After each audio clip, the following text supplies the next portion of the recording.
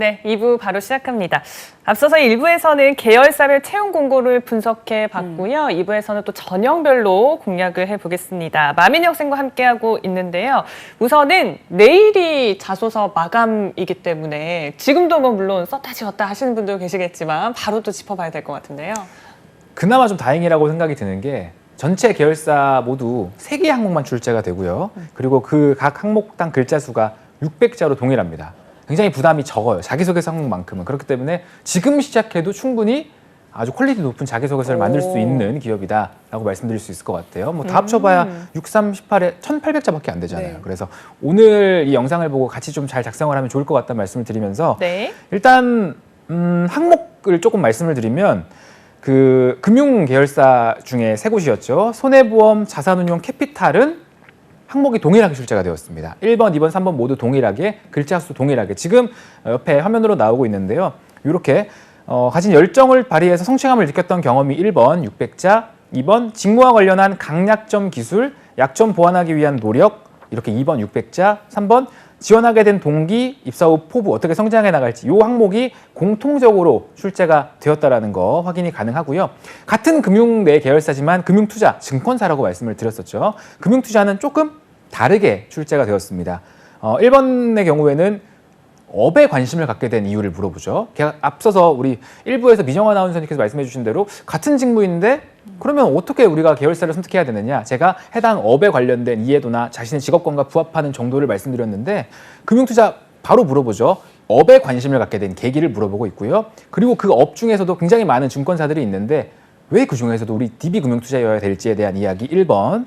그리고 2번 희망하는 상세 직무, 그리고 직무 수행하기 위한 노력 2번 600자, 같은 다 600자고요. 3번 회사에 입사해서 어떤 경로로 성장하고 싶은지와 포부, 입사 포부가 되겠죠. 3번 포부 이렇게 물어보는 600자가 출제가 되었습니다. 같은 금융 계열사지만 1, 2, 3번이 모두 다 다르게 출제됐다는 게 확인이 되고요. 네. 마지막 제조 계열사인 하이텍은 좀 유사하게 볼 수 있는 부분들도 있어요. 살펴보면 1번은 일단 DB 하이텍에만 있는 항목인데 우리 회사 인재상 중 본인에게 가장 어울리는 인재상을 골라서 그 인재상과 관련한 성취감 느꼈던 경험.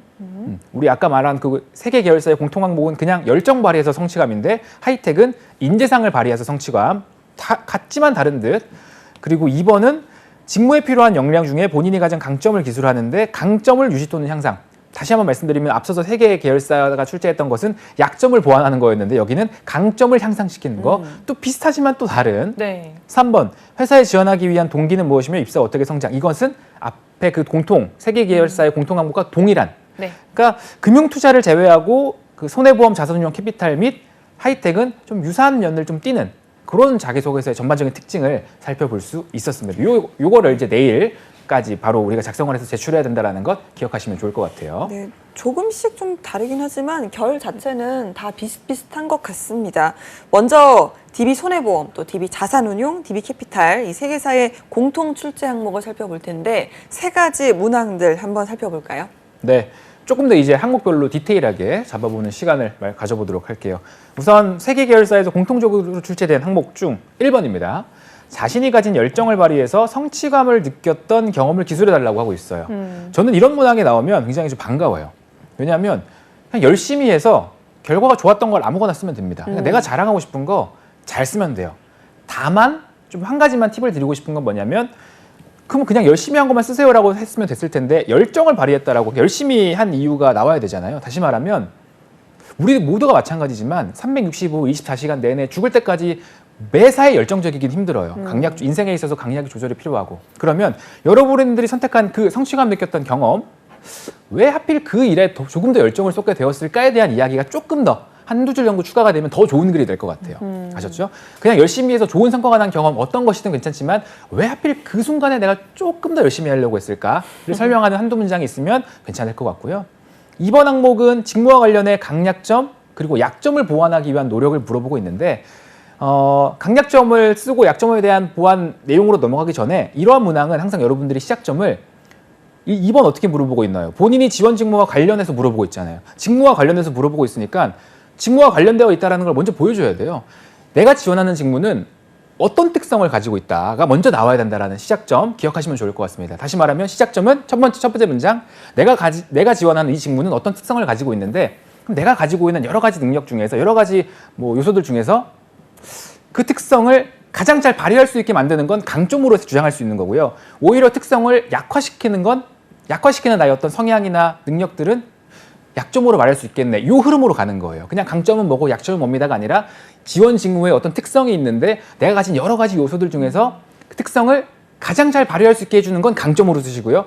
상대적으로 그러한 특성을 좀 뭐 아쉽게 부족한, 저해하는 그런 요소들은 약점으로 제시를 하고, 그 다음 단락으로는 그렇게 내가 알고 있으니까, 약점을 알고 있으니까 이것을 어떻게 보완할 것인가에 대한 노력을 써야 되는데, 보완도 그냥 쭉 쓰시기보다는 저는 조금 더 여러분들이 전략적, 구조적으로 쓰시길 바라요. 어떻게 쓰냐면 그냥 열심히 노력합니다로 쓰셔도 되지만, 노력을 지식적인 측면, 그러니까 이론적인 측면과 실무, 경험적인 측면으로 나눠서 균형 잡힌 노력을 하고 있다고 쓰시면 조금 더 차별화되고 구조적인 접근이 가능할 겁니다. 이해되셨죠? 그냥 열심히 하고 있습니다를 넘어서 이론적인 측면으로 알기 위해서 어떤 노력, 안 걸 써먹어 보기 위해서 어떤 노력, 이 두 가지를 콜라보해서 작성을 하시는 걸 추천드리겠고요. 네. 마지막 3번은 회사에 지원하게 된 동기, 그리고 입사 후 성장에 나갈 것인지 계획을 물어보는 건데, 동기와 포부를 같이 물어볼 때는 가장 우리가 중요하게 먼저 떠올려야 될 것은 직업관이에요. 나는 어떤 일을 하고 싶은 사람이고, 그러니까 어떤 일에 관심을 갖고 흥미를 갖고 가장 일을 했을 때 보람을 느끼는 사람인데, 그러한 일을 어디서 할 수 있을까?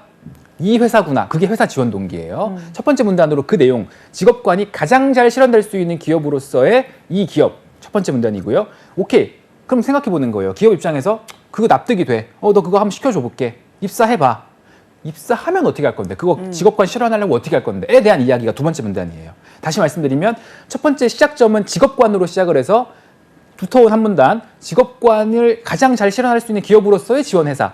오케이, 입사시켜줄게. 들어와서 어떻게 할 건데, 그럼 그 직업관의 실현 계획을 순서대로 작성하는 게 입사 후 성장 계획이라고, 이렇게 문단 혹은 구조를 잡으면 좋겠다라는 말씀을 이 세 가지 항목 이렇게 좀 정리를 해보겠습니다. 뭐 네. 어렵지 않기 때문에 복붙이 가능한 항목들도 보여요. 1번 같은 경우 반드시 참고하셔서 제한 기간 내에 반드시 지원하시길 바라겠습니다. 이게 네. 항목에서 묻는 이제 소재들 자체가 어려울 것 같진 않은데, 이게 이제 600자씩 쓰는 거잖아요. 보통 이제 구성을 짤 때 뭐 서론, 본론, 결론이라든지 쓰면 거기다 소제목도 쓰면 이제 더 이렇게 뭐 가독성이 좋아지니까, 그럼 굉장히 내용이 너무 간결해지진 않을까, 이런 걱정도 되거든요. 어떤 내용, 예를 들어 1번 열정을 발휘해서 성취감을 느꼈던 경험. 그래서 많은 분들이 조금 제 개인적으로 생각했을 때 실수하시는 게 뭐냐면, 그래, 너무 단순하게 적으면 안 되겠어. 하나하나 상세하게 적어 나가야겠어. 어떤 사건에서 무슨 일이 있었고, 그때 누가 무슨 얘기를 했고, 그래, 이런 걸 하나하나 세부적으로 적어야지를 궁금해하지는 않습니다. 무슨 행동을 했고 어떤 일이 있었는지는 그 다음 궁금한 거예요. 가장 먼저 궁금해하는 건 그 상황에서 어떻게 생각한 거야? 왜 그 상황을 그렇게 바라본 거야? 상황에 대한 본질적인 그리고 근원적인 시각을 궁금해해요. 내가 열정을 발휘하는 그 상황에 대해서 왜 내가 이 상황에 대해서 다른 일들보다 더 열심히 열정을 다하게 됐지를 고민해본 흔적이 나와야 돼요. 여러분들의 그 과거 이후에 이어질 세세한 경험은 그 다음 얘기고요. 내가 이 상황에서 지금 돌이켜보건데 왜 가장 열정적이 되었을까를 고민해보면, 나는 이런 일을 할 때 굉장히 열정적이고 열심히, 그리고 열정을 다하게 되는, 최선을 다하게 되는 사람이구나를 보여줄 수 있는 그 문장이 들어가야 된다는 것. 상황에 대한 상세 설명보다는 여러분들의 생각, 의식, 관념, 이런 내용들이 반드시 고민의 흔적으로서 들어가야 된다는 걸 이해해 주시면 조금 더 남들과 차별화되는 글이 되지 않을까. 그리고 너무 나열식의 글로 빠지는 것을 예방할 수 있지 않을까. 이렇게 좀 조언을 드릴 수 있을 것 같아요. 네, 좋습니다. 자, 다음으로 또 이제 계열사별로 자체 항목을 냈습니다. 그중에서 DB 금융투자인데, 일단 첫 번째로 금융투자업에 관심을 갖게 된 계기 딱 물었어요. 이건 어떻게 작성을 해야 될까요? 맞습니다. 1번부터 이 투자업, 그러니까 증권업에 관심을 갖게 된 계기를 쓰고 쉼표, 그 중에서도 우리 회사에 지원한 이유를 쓰는 건데, 일단은 계기를 써야 되기 때문에 계기를 정확하게 보여줄 수 있는 순간, 그러니까 경험이 나왔으면 좋겠어요. 뭘 하다가 투자라는 게 이런 맛이 있구나를 느끼는 계기인데, 뭐 이 계기라고 하는 것은 자신이 직접 소액으로 증권 주식을 매도해서 돈을 벌어서 느꼈던 소소한 뭐 뿌듯함, 보람 이런 것도 있지만, 조금은 뭐 간접적인 것도 있을 수 있어요. 그러니까 예를 들면 이렇게 말씀드릴게요. 뭐 작게는 저라면은 제가 쓴다고 하면 주식을 통해서 투자라는 것이 이런 맛이 있구나를 느꼈던 것도 있지만, 넓게 보면은 우리가 투자에 대해서 생각해 보게 되는 계기는 인플레이션이 계속 되잖아요. 앞으로 물가는 계속 올라갈 건데 돈을 그대로 가만히 금고에만 갖고 있으면 돈의 가치는 상대적으로 떨어져요. 돈을 계속적으로 가치를 유지하거나 높이기 위해서는 투자가 계속적으로 이루어져야 되는구나. 그리고 100세 시대이기 때문에 우리의 수입은 60세 이상으로는 그 계속적으로 이어지기 힘들 텐데 현금 흐름을 계속적으로 창출할 수 있는 어떤 투자에 관련된 관심이 굉장히 높아지고 이것들에 대해서 우리가 고민을 해봐야 될 문제네. 우리 사회 경제 문제겠네. 와, 그러면 이런 일을 할 수 있는 곳이 어느 업종일까? 금융투자업이다. 이런 식으로 갖고 오셔도 돼요. 나의 과거의 경험, 주식 투자 경험을 가지고 오셔도 되고 아니면 사회 전반 거시적인 안목으로 봤을 때 어떤 투자에 대한 가치, 의미를 발견해서 금융투자에 관심이 생겼다라고 작성을 하셔도 되니까 여러분들이 잘 작성할 수 있는 작은 범위 혹은 미시적 범위, 거시적 범위를 선정해서 작성을 하시는 걸 추천드리고 그리고 이제 내가 앞에서 잘 그것들 첫 문단에서 그걸 잘 그려놨으면 그런 것들을 지원 동기는 쉬워요. 내가 생각한 투자의 가치를 가장 잘 실현할 수 있는 기업이 어디였냐? DB 금융투자. 솔직히 말해서 DB 금융투자가 업계 내 1위, 2위라고 보기는 어렵습니다. 뭐 삼성도 있고 KB, NH도 많기 때문에. 하지만 DB 금융투자의 어떤 면을 보고 내가 생각했을 때 내가 생각하는 그 투자의 가치를 가장 잘 실현할 수 있다고 판단했는지 그 내용만 적어주시면 돼요. 이해되셨죠? 회사에 대한 자랑보다는 그냥 내가 생각한 투자의 가치를 어떻게 잘 실현할 수 있는 곳인지만 적어주세요. 그리고 2번은 상세 직무를 쓰고 직무를 수행하기 위해 노력. 이것도 쉽습니다. 근데 항상 제가 앞서도 말씀드렸죠. 희망하는 상세 직무를 쓰고 뭐 지점 PB다 쓰고 그냥 이와 관련된 전문성 어떤 역량을 키워왔다에 작성하기에 앞서서 그 역량을 왜 키워왔는지를 조금 더 근거력 있게 쓰려면 내가 지원하는 이 직무는 어떤 특성을 가지고 있다. 이해되시나요? 어떤 특성을 가지고 있다. 그래서 앞선 내용에서도 어떤 특성을 가지고 있는데 그 특성을 더욱 잘 살려주는 게 나의 강점으로 말할 수 있는 거고 그걸 좀 아쉽던데 조금 잘 못 살리는데 약점으로 말한다고 말씀드렸잖아요. 금융투자의 이번도 마찬가지로 상세 직무 어떤 특성을 가지고 있는데 그 특성을 잘 살리기 위해서는 무슨 역량이 필요하네. 나는 그 역량을 어떻게 갖춰왔어. 요 흐름으로 작성하시고요. 3번은 입사해서 어떤 경로로 성장하고 싶은지예요.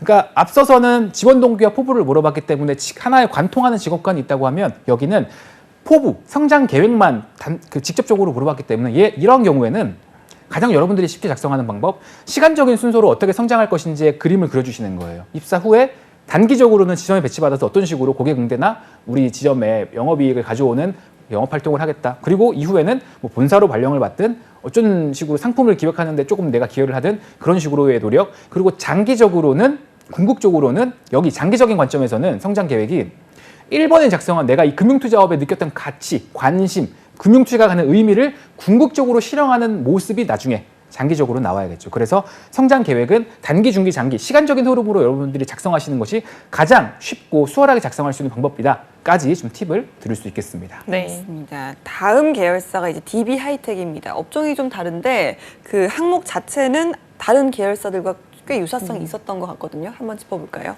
맞습니다. 앞서서 그 세 개 계열사, 금융 계열사가 출제하고 있는 공통 항목들과 유사한 부분들이 굉장히 많아요. 1번부터 보시면 인재상 중에서 가장 어울리는 인재상을 고르고 인재상을 통해 성취감을 느꼈던 거. 그러니까 성취감을 느꼈다.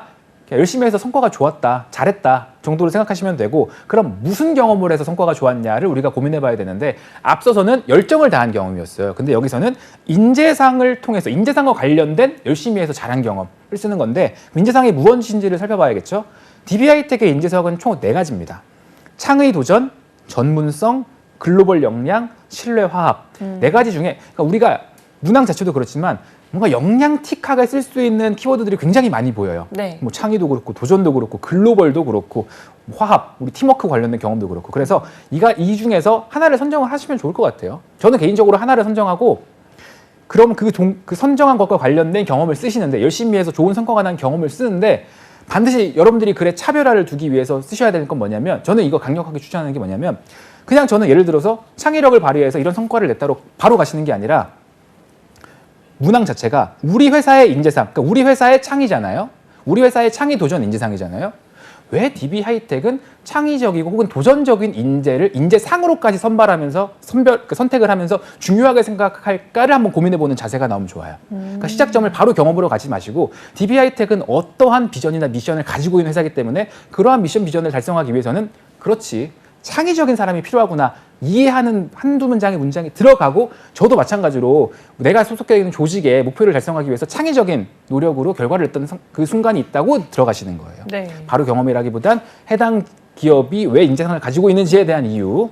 그리고 2번은 직무에 필요한 역량 중 가진 강점, 마찬가지로 직무가 어떤 특성을 가지고 있다. 그런데 그 특성을 잘 살릴 수 있는 게 나의 강점이라고 말씀드렸죠. 앞서서는 뭐였죠? 조금 아쉽게 조금은 직무의 특성을 잘 살리지 못하게끔 만드는 나의 약점. 여러 가지 요소, 약점이었죠. 근데 이거는 강점을 물어봅니다. 그래서 강점 쓰고 강점을 향상시키기 위한 노력, 마찬가지로 무슨 노력이다? 그냥 열심히 하고 있다로 그냥 점철시키지 마시고 이론적인 지식 습득의 노력, 이론적인 노력, 경험, 실무적인 노력의 콜라보. 그러면 가장 좋을 것 같아요. 전략적으로 쓸 수 있는 방법. 이론적인 노력, 실무적인 노력 고민해 보시고요. 3번은 동일합니다. 앞서서 지원 동기와 포부 같이 물어볼 때는 이것을 관통하는 직업관, 나의 이런 직업관 가장 잘 실현될 수 있는 기업으로서의 DB하이텍 오케이 시켜줄게. 어떻게 일할 건데 저는 그 직업관을 실현하기 위해서 이와 같이 일할게요. 와 같은 계획. 동기와 포부를 물어볼 때는 직업관을 쓰자까지 3번까지 DB하이텍의 자기소개서 항목 살펴볼 수 있었습니다. 네, 좋습니다. 이렇게 계열사별로 자소서 항목과 팁까지 만나보셨습니다. 와, 이제 서류 네. 전형을 알아봤습니다. 이걸 합격하고 나면 필기시험을 응시하게 될 텐데 어떤 특징이 있을까요? 필기시험? 네, 필기시험 DB그룹만의 몇 가지 특징이 있습니다. 일단 이건 개인적으로 저도 마음에 안 들어하는 특징이긴 한데 시험지에 필기를 못하게 해요. 못 씁니다. 좀 그거 너무 힘들어요. 제가 좀 들은 바에 따르면 네. 그러니까 시험지를 봤는데 좀 뭔가 쓰여진 뭔가 흔적들이 있다. 그러니까 시험지를 재사용하는 게 아닌가라는 생각이 들 정도로 일부러 쓰지 못하게 하는 뭔가 이유가 있겠죠. 쓰면 어떻게 돼요? 쓰면 이제 부정행위가 되겠죠. 정말요? 쓰지 말라고 했는데 쓰는 거는 부정행위가 되겠죠. 와. 그렇기 때문에 이거는 글쎄요, 뭐 사람마다 느끼는 게 다르겠지만 그러니까 눈으로 빨리 푸는 분들에게는 오히려 유리하겠지만 유리하죠. 저는 솔직히 잘 모르겠다라는 하나의 특징이고 두 번째 대신에 계산기를 줍니다. 네. 써서 풀어야 되는데 어렵지? 그냥 계산기 두드려 라고 줍니다. 컴싸도 계산기도 주고. 주시고 쓸 수도 있게 해주시면 안 돼요? 그럼 굉장히 베스트인데 계산기는 주지만 쓰진 마라라고 하는 게 특징이고 아쉽네요. 그리고 네. 또 까다롭게 오답의 감점 찍으면 마이너스야 틀리면 마이너스야 찍지 마라고 되어 있습니다. 그래서 조금은 다른 기업들에 비해서 까다로운 특징을 가지고 있는 그러네요. 네. 적성 시험이고요. 그리고 그럼 적성 시험 과목은 몇 과목을 보느냐? 총 3과목입니다. 3과목 언어 비평, 수리 비평, 도형 추리인데요. 간단하게 말씀드리면 언어 비평은 그냥 우리가 흔히 생각하는 의사소통이라고 보시면 돼요. 주문을 읽고 문제를 풀면 되는데 보기가 조금 독특하게 나와요. 왜요? 크게 두 가지 유형인데 해당 지문을 읽고 참, 거짓, 알 수 없음. 어떤 글에 대해서 이건 맞아, 아니야, 알 수 없는데 어떻게 보면 조금 더 까다로울 수 그쵸. 있죠. 요 유형이 하나가 있고 아니면 두 번째는 알맞음, 알맞지 않음. 그렇게 좀 출제가 되기 때문에 좀 지문이 등장하는 것까지는 동일하나 네. 보기가 조금은 독특하게 출제된다는 게 언어 비평의 특징이고요. 수리 비평은 이거는 그나마 우리가 많이 접했던 NCS의 수리 능력과 동일합니다. 네. 거의 유사하다고 보시면 돼요. 응용 계산, 응용 수리라든지 자료 해석 나오는 것이 거의 유사하고요. 마지막 도형 추리는 요거는 LG 적성, LG AP 테스트랑 조금 유사한 면이 좀 높다고 보여지는 영역인데요. 어떤 도형이 나오고 많은 분들, 특히나 인문계 분들이 어려워하는 거 있죠. 도형의 규칙을 발견해서 그 다음 도형은 어떻게 전개될 것인가, 혹은 이 도형의 규칙, 저 도형의 규칙 크로스하면 어떤 도형이 나오는가. 머릿속으로 쓰지도 못해요. 필기가 불가능하기 때문에 머릿속으로 계속 돌려봐야 되는데 그래도 조금 그래서 상대적으로 이 규칙에 대한 도식 그 도형과 관련돼서 좀 약한 분들은 필기도 안 되고 여러 가지 콜라보하는 문제들도 풀어야 되기 때문에 굉장히 좀 어려움을 겪을 수 있는 도형 추리까지 봐야 되는. 근데 모두에게 똑같은 조건이잖아요. 그렇기 그쵸. 때문에 너무 낙담하지 마시고 만약에 일단 우리가 서류를 뚫는다면 최선을 다해서 면접 전형을 갈 수 있도록 임해야 되는 적성 검사 이렇게 살펴볼 수 있었습니다. 네, 일단 필기 시험이 만만치는 않은 것 같은데요. 아니 그러면 시험지에 필기를 못하면 빈종이도 따로 없나요? 그거는 살펴봐야 될 것 같아요. 네. 아마 빈종이를 준다고 하면 굉장히 괜찮을 것 그나마 같은데, 좋은 것 같은데. A4를 주면 괜찮을 것 같은데 그런 기업들도 있거든요. 사실은 그러면은 뭐 다행인데 만약에 네. 제가 듣기로는 시험지에다가 이렇게 뒤로 막 이렇게 쓰면 안 되니까 네. 펜으로 뒤로 이렇게 했다는 흔적이 있다는 걸 봐서는 글쎄 없는 A4 수술. 있으면 거기다 썼겠죠. 그러네요. 근데 아마 합리적으로 추론해 보건데 안 주지 않았을까라는 생각이 개인적으로 드는 그런 좀 특징이 있었습니다. 알겠습니다. 필기 시험은 맞쌤의 팁대로 좀 준비를 하셔야 될 것 같고요. 다음이 이제 면접입니다. 면접 전형은 몇 개의 관문이 있을까요? 네, 일반적으로 우리가 면접이라고 생각하는 1차 면접, 2차 면접이 진행이 됩니다. 근데 그 채용 공고를 보시면 1차 면접에 프리젠테이션 면접이라고 되어 있는데 조금 더 면밀히 보면 그리고 아까 우리 DB하이텍 같은 경우에 있었죠. 그 석사 출신이 이상이 지원할 수 있는 직무가 따로 있었고 학사부터 지원할 수 있는 직무. 그러니까 석사분들이 지원하는 그 직무에 한해서는 PT 면접을 반드시 보는 거고요. 네. 그 외에 학사분들은 일단 심층 면접, 다시 말하면 실무진과의 다대다 그냥 역량 면접이다. 이력서 자소서 기반의 면접이다라고 보시면 됩니다. 그것과 그리고 2차 면접은 모두 다 공통적으로 임원 면접이겠죠. 뭐 인성, 조금의 회사의 비전이나 가치관을 공유할 수 있는 인재인지에 대한 그런 질문들이 오고 가는 2차 임원 면접, 다대다 임원 면접이 진행된다는 것까지 좀 개괄적으로 살펴볼 수가 있습니다. 네, 기본적으로 이제 역량 면접이라 생각하시면 될 것 같은데 어떤 식으로 좀 진행이 될까요? 말씀드렸다시피 석사분들은 개인 PT예요. 네. 개인 PT입니다. 1인당 약 10분에서 20분 정도 주제에 대한 발표를 진행하시고요. 다시 그리고 나서 심층 면접을 또 보는 거죠. 심층 면접을 보면서 PT 발표 내용에 대한 질문, 그리고 자신이 이제 이력서나 자기소개서에 작성한 그 역량 검증에 대한 질문들이 오고 갈 거고요. 학사는 그냥 우리가 흔히 머릿속에 떠올리는 다대다 실무진 면접이라고 보시면 돼요. 여러분들이 작성한 자기소개서 이력서 베이스에 질문들이 오고 가는 것. 그래서 1차 면접의 난이도는 뭐 그렇게 높지는 않아 보인다. 그러니까 일단 이 전형 프로세스 자체만 놓고 봐서는 그런 특징을 우리가 좀 살펴볼 수 있을 것 같습니다. 네, 있습니다. 개인 PT가 끝나면 이제 심층 면접도 진행되잖아요. 아무래도 좀 PT 때의 질의응답과는 다른 질문들이 나올 것 같은데 좀 주로 어떤 질문들이 나왔나요, 그동안? 실제 기출된 저와 같이 DB를 준비하신 분들이 알려준 기출 질문들을 좀 몇 가지만 가져와 봤습니다. 네네. 아무래도 금융 계열사의 채용이 많다 보니까 금융 그리고 영업 쪽 직무에서의 좀 실제 기출 질문들을 몇 가지만 가져와 봤는데 일단 뭐 지금 화면에도 나와 있지만 이런 것들이 나왔어요. 대표적으로 언제부터 금융 분야에 관심이 있었는지. 요거는 금융투자의 자기소개서 항목 1번으로도 나왔었잖아요. 그것이 없는 손해보험이나 캐피탈 같은 경우에서는 이렇게 물어봤겠죠. 언제부터 금융 분야에 관심이 있었는지. 요건 말씀드렸죠. 자기소개서 작성할 때도 그 계기의 순간이 나와야 된다. 그게 직접적으로 내가 어떤 경험한 것도 있지만 간접적으로 뉴스 기사를 듣거나 아니면 우리 앞으로 시장 경제가 이렇게 발전될 것이다. 그런 것들을 생각해 보다 보니까 금융만이 굉장히 지금 좋을 것 같다라고 생각하는 그러한 시점. 그리고 금융계열사에서 또 이런 것들도 물어봐요. 실제 리테일 영업이나 법인 영업, 보유할 고객 수와 자산이 얼마쯤 될 것 같은지 이런 것들을 물어볼 때는 답을 하기 위해서는 그냥 한 1000명 되지 않을까요? 라는 정도의 답변보다는 2년 후라는 조건이 있잖아요. 네. 그러면 그냥 몇 명일까요에 이야기하는 거에 앞서서 그러니까 얼마가 될 것 같은지를 말하기에 앞서서 2년 후에 금융 이 환경이 어떻게 될 것 같은지에 대한 전망을 먼저 해주셔야 됩니다. 그래서 앞서 말씀드렸죠. 자기소개서에도 직무와 관련해서 어쩌고 저쩌고 그러면 직무가 어떤 특성을 가지고 있는지 밝혀주자. 이것도 마찬가지로 보유할 고객 수요. 한 몇천 명이요? 몇백 명이요가 넘어가기에 앞서서 일단 2년 후의 경제, 금융 상황은 이렇게 전망될 것으로 뭐 이렇게 예상되기 때문에 제가 생각했을 때 자기 능력을 발휘한다면 이 정도의 수라는 정도의 답이 되면 좋을 것 같고요. 그리고 또 이런 식으로 물어봐요. 정부의 정책과 관련한, 직접적인 정책과 관련한 내용들을 물어봤는데 정부의 포용적 금융 정책 등으로 금융회사는 손해를 보고 있다. 그리고 이에 대해 어떻게 생각하는지 이렇게 좀 손해보고 있는데 어떻게 해야 되냐? 그렇죠. 안 좋죠. 고쳐야죠. 뭐 이런 식으로 작성을 하는 것보다는 항상 제가 강조드리는 것 상황이나 사건의 본질을 바라볼 수 있는 시각, 고민하는 흔적, 포용적 금융 정책이 왜 나왔는지에 대해서 한번 고민해보는 모습이 나와야 되고요. 그것이 애초에 우리가 계획한 바대로 흘러갔으면 어떻게 됐을 텐데 어떠한 요인들로 인해서 지금 금융회사의 아쉬움으로 작용하고 있는지에 대한 사건의 본질을 보려고 하는 것들.